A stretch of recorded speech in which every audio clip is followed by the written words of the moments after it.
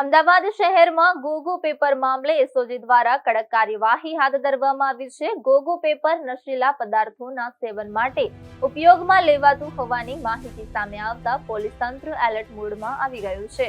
આ સંદર્ભે એસઓજીની ટીમે શહેરના વિવિધ વિસ્તારોમાં આવેલા પાન પાર્લરો અને અચાનક તપાસ શરૂ કરી હતી। सर एसओजी द्वारा खास समग्र शहर अंदर एक मुहिम चलावવામાં આવી રહી છે। પાન પાર્લર ઉપર સર્ચ કરવામાં આવી રહ્યું છે। કઈ બાબતોને લઈને સર્ચ કરવામાં આવે છે, મુખ્યત્વે ઉદ્દેશ શું છે અને ક્યાં સુધી આ ડ્રાઈવ ચાલશે?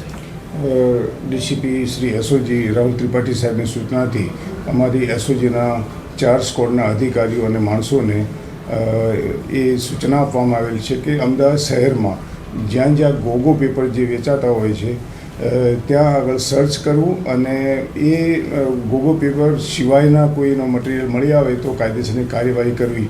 આ બેઝ ઉપર ગઈકાલે નરોડા અમારી ટીમ એક ગયેલી અને એમાં ગોગો પેપરના આડેઠળ ગાંજો પણ મળી આવેલ। ગોગો પેપર સસ્પેક્ટેડ જ છે કે ગોગો પેપર જો વ્યક્તિ લેવા આવે મોટાભાગે નાર્કોટિક્સની જે મટીરિયલ છે એ ભરી અને એ ડ્રિંક્સ કરતા મતલબ પીતા હોવાનું માલુમ પડેલ છે। ગોગો પેપરમાં એવી છે કે એનો તમાકુ કે જે ગાંજો છે ભરી અને સિગરેટ ટાઈપ બનાવી અને એનો લોકો ઉપયોગ કરતા હોય છે।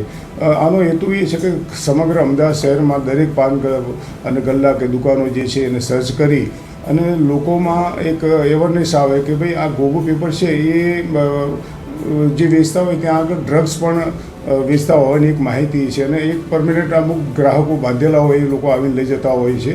એટલે ખાસ હેતુ એ કે આની ઉપર કંટ્રોલ આવે અને જે ગોગો પેપર છે એ કોઈ કાનૂન મતલબ ગુનાહિત નથી એટલે એના ઉપર ખાલી કોઈ કાર્યવાહી થઈ શકતી નથી, પણ ગોગો પેપરની અંદર નાખી અને જે ડ્રગ્સ કે તમાકુ કે જે ગાંજો એ લોકો ભરીને પીતા હોય એ ગુનો બને છે। તો અમે એમાં એક કેસમાં મતલબ ગઈકાલે સક્સેસ થયા છીએ।